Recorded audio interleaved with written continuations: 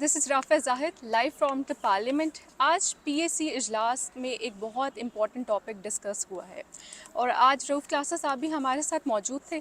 तो हम जानते हैं कि आज उस इजलास में वाई इट वाज़ हेल्ड और उसमें क्या अहम प्रोसीडिंग्स हुई हैं और क्या डिस्कशंस हुई हैं, तो हम जानते हैं। जी क्लासा साहब, आज आप बता सकते हैं हमें कि आज पीएसी का इजलास जो हुआ है तो उसमें क्या इंपॉर्टेंट बातें हैं जो वो डिस्कस हुई हैं, क्या टॉपिक था आज को? वैसे तो मैं पब्लिक अकाउंट्स कमेटी को पिछले को 20-22 साल से मैं कवर कर रहा हूँ मैं। तो इसमें बहुत सारे अहम या इश्यूज आते रहे हैं, एजेंडेज आते रहे हैं, इंस्टीट्यूशंस के आपस में लड़ाइयाँ होती रही हैं।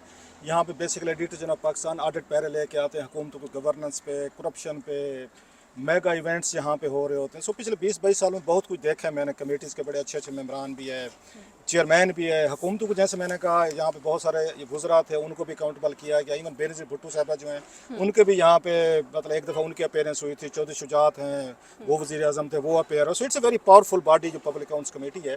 तो आज जो इसमें हमने देखा है, जो बड़ा क्लैश है इस वक्त चल रहा है, वो है इसका यहाँ सुप्रीम कोर्ट का और ये पार्लियामेंट के दरमियान इस वक्त एक लड़ाई चल रही है। आप भी देख रही होंगे कि वहाँ से जब से फैसला आया है कि 90 दिन के अंदर आपने इलेक्शन कराने हैं यहाँ पे, और हुकूमत उससे इनकारी है। जो उनका चीफ जस्टिस साहब का आपने फैसला देखा, 3-2 वो जो उनका डिसीजन था कि 14 मई से पहले आप इलेक्शन जो है ना आप हेल्ड कराएं, पैसे दें, फंड्स दें।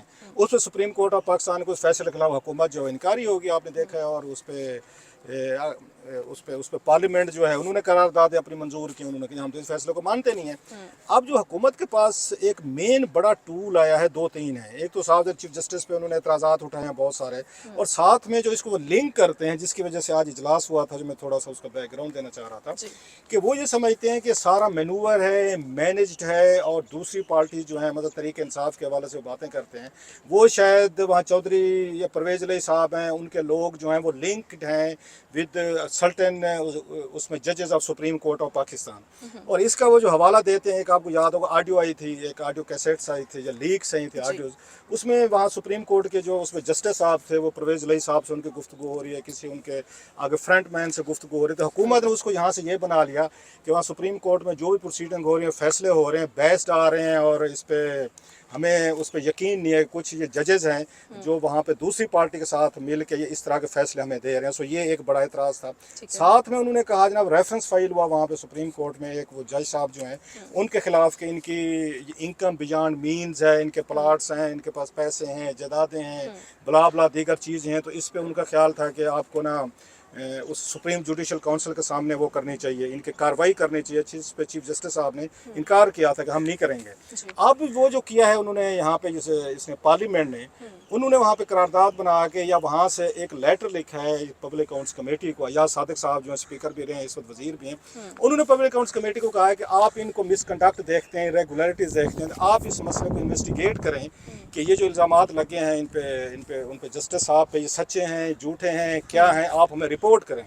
सो बेसिकली जो आज का इजलास था वो जस्टिस मुज़हिर अली नकवी साहब हैं, उनके खिलाफ यहाँ पे प्रोसीडिंग होनी थी और उन्हीं पे ही के लिए इजलास बुलाया गया था। और मेरी लिविंग मेमोरी में ये मुझे याद पड़ता है पिछले 20-22 साल से जब से मैं कवर कर रहा हूँ कि ये पहली दफ़ा हो रहा है किसी कोई सिटिंग जज का, सर्विंग जज का कंडक्ट है, या उन पे जो इल्ज़ामात हैं, या उन पे रेफरेंसेस हैं, या उनके खिलाफ रिपोर्ट्स हैं, पहली दफ़ा वो पब्लिक अकाउंट्स कमेटी के पास आई हैं जहाँ पे इन्वेस्टिगेशन हो रही है और जिनकी उनको इंक्वायरी का कहा है कि इससे पहले मेरे जहन में नहीं था। सो ये इजलास ये इस हवाले से था। ठीक है, okay, we got the perfect background and whole details. अच्छा, अब आप ये मुझे बताएं कि आज हमने देखा कि बहुत सारी टॉप ब्यूरोक्रेसी थी, उसकी एब्सेंस थी, और इस पे काफ़ी जो मेंबर्स हैं उन्होंने इस पे एतराज़ भी शो किया, और इवन तो नूर आलम खान साहब ने भी खुद भी। तो आपको क्या लगता है, क्या ये पार्लियामेंट वर्सेस सुप्रीम कोर्ट, क्या ये सारा सिनेरियो है? इस वजह से क्या कुछ टॉप ब्यूरोक्रेसी है उनकी भी एब्सेंस थी? आप क्या कहते हैं इस बारे में? बड़ा अहम सवाल है आपका, बस है, और इसी पे सारी बहस हुई। आज इन्होंने नूर आलम खान साहब ने पब्लिक अकाउंट्स कमेटी ने, तो बड़ी तगड़ी कमेटी है जैसे मैंने कहा। इसमें इन्होंने बुलाया हुआ था चीफ सेक्रेटरीज को, चीफ सेक्रेटरी सिंध को बुलाया हुआ था इन्होंने, चीफ सेक्रेटरी पंजाब को बुलाया हुआ था, दीकर को बुलाया था, चेयरमैन CTO को बुलाया हुआ था, FBR चेयरमैन को बुलाया था, स्टेट बैंक के लोग थे, फिर इसमें FIA थे, फिर इसमें नादरा था, फिर इसमें रेवेन्यू बोर्ड के लोग थे, और इसके बाद मैंने अगर कुछ नाम लिखे भी थे जी। इसमें जैसे मैंने कहा सारे मोस्ट वज़ारत दाखिला सेक्रेटरी इंटीरियर को बुलाया गया जी। था, इन तमाम लोगों को बुलाया गया था कि आप आएँ और कमेटी जो है ना आपसे कुछ सवालात पूछना चाहती है, इसकी इन्वेस्टिगेशन करनी चाहती है। And to the shock and surprise of everyone specially chairman and member कि चीफ सेक्रेटरी टॉप की ब्यूरोक्रेसी जो आज वो नहीं आई। ये बहुत बड़ा मेरा कल बम शल था अगर मुझसे पूछें बिल्कुल। तो आज ये कमेटी के लिए बहुत बड़ा धचका था कि वो ब्यूरोक्रेसी जिनको ये अपॉइंट करते हैं, जिनको सब कुछ करते हैं, आज वो कमेटी इजलास में नहीं है, क्योंकि एजेंडा जो था वो एक सर्विंग जज के खिलाफ इन्वेस्टिगेशन का था।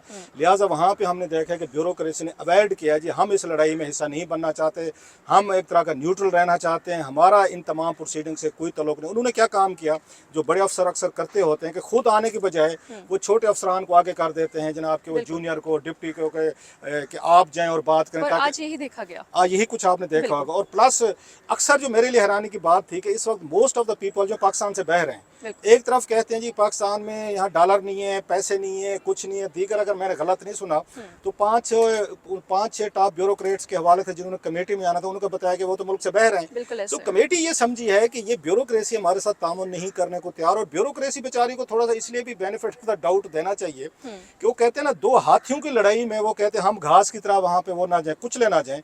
एक तरफ सुप्रीम कोर्ट ऑफ पाकिस्तान है, दूसरी तरफ पार्लियामेंट है, दोनों बड़े इदारे हैं, दोनों की बड़ी बड़ी पावर्स हैं और दोनों ब्यूरोक्रेट्स को पनिश कर सकते हैं। बड़ी मतलब इंटरेस्टिंग चीज़ ये है, सुप्रीम कोर्ट बुला सकती है। जनाब आप जो गए थे, आपने किस कैपेसिटी में सर्विंग जज के खिलाफ वहाँ पे आपने एविडेंसेस दिए हैं, आपने वहाँ पे बैठ के गुफ्तगू की है, या आपने उन पे कोई आपने सवालात उठाए, वो डरे हुए हैं।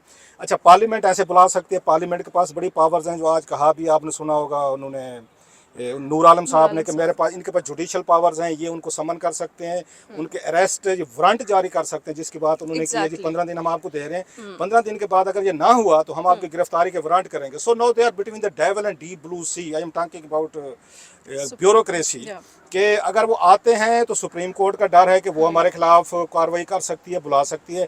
नहीं आते तो इनको प्रिविलेज कमेटी में बुलाया जा सकता है, इनको गिरफ्तार करके लाया जा सकता है। सो आज कमेटी को फील हुआ है कि ब्यूरोक्रेसी डर गई है, आप कहें नहीं है, या ब्यूरोक्रेसी न्यूट्रल रहना चाहती है।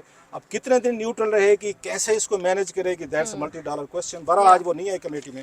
ओके। अच्छा, इसके साथ हमने देखा कि मोहसिन अजीज़ साहब पीटीआई से जो हैं हमारे सेनेटर, उनकी तरफ से एक डिसेंट नोट जो है वो देना चाह रहे थे, तो आपके क्या व्यूज़ हैं उसके बारे में? हाँ, असल में कमेटी जो है इसमें मुख्तलिफ इसमें मेम्बरान हैं। कुछ अच्छा पहले कमेटी होती थी सिर्फ कौमी असम्बली की होती थी, उसी के मेंबर होते थे, MNAs होते थे। पिछले फिर इन्होंने कोई बाई लॉज में रूल्स में चेंजेस करके अब सेनेट से भी आते हैं मेंबर्स जो है ना आते हैं। लेकिन हुकूमत हमेशा कोशिश करती होती है कि जो मेम्बरान की तादाद है ना, हुकूमती मेम्बरान की तादाद ज़्यादा होनी चाहिए, ताकि कल को वोटिंग हो ना किसी बिल पे, किसी मसले पे, तो हुकूमत जो चाहती है वही कुछ हो। लिहाजा इस कमेटी में भी आप देखेंगे कि सेनेटर्स हों या MNAs हों, दोनों को मिलाकर तो यहाँ पे वो हैं, ये उसकी तादाद जो है ना इनकी ज़्यादा है हुकूमती मेम्बरान की। यही बात है मोहसिन अजीज़ साहब कह रहे थे। मोहसिन अजीज़ साहब PTI के सेनेटर ज़ाती तौर पर मुझे बड़े पसंद हैं, बड़ी अच्छी गुफ्तगू करते हैं और बड़ा अच्छे तरीके से तैयारी करते हैं।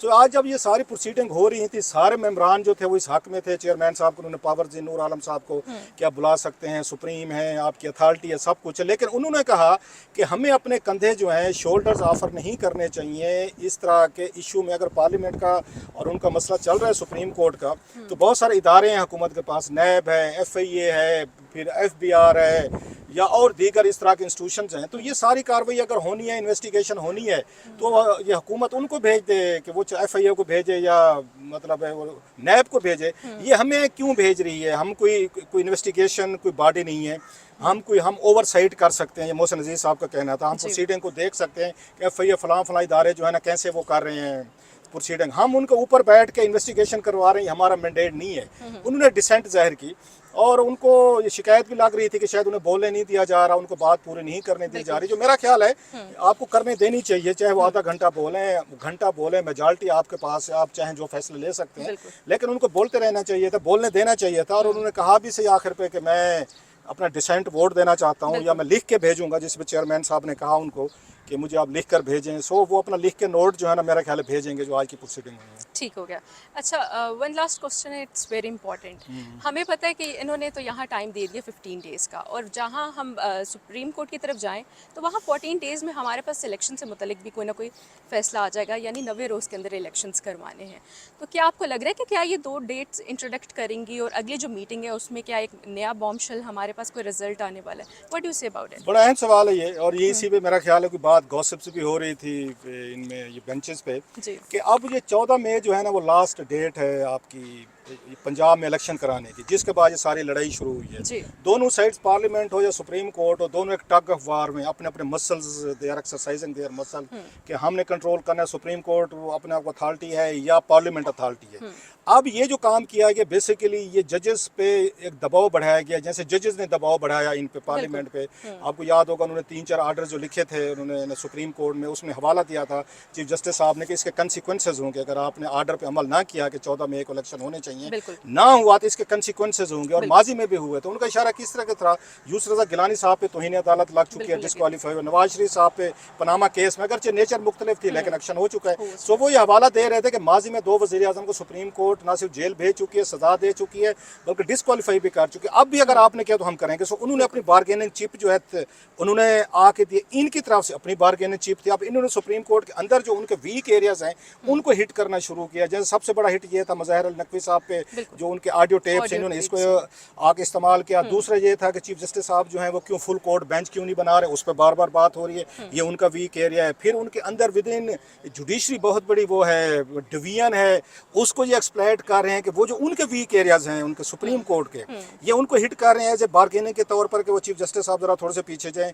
अच्छा, वो इनको हिट किए जा रहे हैं कि जनाब हम आपको डिस्क्वालीफाई कर देंगे। सो 14 मई से पहले तो बड़े इंटरेस्टिंग टाइम्स, आज उन्होंने 15 दिन दिए हैं सपोजली, इससे पहले अगर सुप्रीम कोर्ट जो है वो उनको वो करती है, नोटिस देती है, तौहीन अदालत के देती है, कोई प्रोसेस वहाँ पे भी लगेगा। उससे पहले कुछ जैसे आपने कहा कि वो गिलानी साहब या नवाज शरीफ साहब वाला काम हो सकता है, तो चीज़ें बिल्कुल बदल भी सकती हैं। उसके बाद सुप्रीम कोर्ट क्या रिएक्ट करेगी, एक्ट करेगी, यहाँ से पार्लियामेंट से क्या एक्शन होगा। सो वेरी इंटरेस्टिंग बल्कि dangerous times I must say. सो 15 दिन बाद मुझे नहीं याद पड़ता कि आज उन्होंने ब्यूरोक्रेसी को दिए हैं कि हमें ये चीज़ें करके बताएं, टैक्स रिटर्न दें, उनकी फैमिली का डाटा दें, ट्रैवल हिस्ट्री दें, उनके फैमिली मेम्बरान के नाम दें, प्लॉट्स दें, उनके जायदाद का हमें बताएं, सारी चीज़ें। हो सकते 15 दिन बाद सिनारियो जो है ना बदला हो। लेकिन लास्टली हुकूमत की कोशिश थी कि वो उस बेंच में बैठे हुए लोगों को डिस्क्रेडिट करें और बताएं कि जो कुछ वहाँ से हो रहा है ये मैनूवर है, मैनेज्ड है, ये इंसाफ नहीं हो रहा। सो हुकूमत कोई उन्होंने मज़ाहिर नकवी साहब को सज़ा नहीं दिलवानी, ना मज़ाहिर नकवी साहब को करना है, सिंपली एक मैसेज भेजना है कि अगर सियासतदानों पर इल्ज़ामात लगते हैं, पार्लियामेंट पर लगते हैं,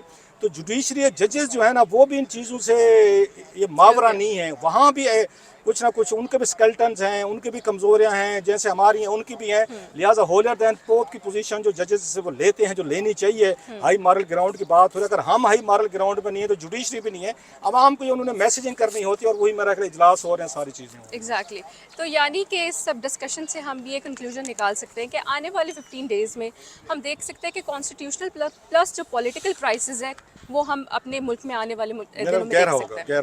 बिल्कुल ठीक है। Thank you so much classes for your time, और अब देखते हैं कि नेक्स्ट 15 डेज़ में क्या होगा।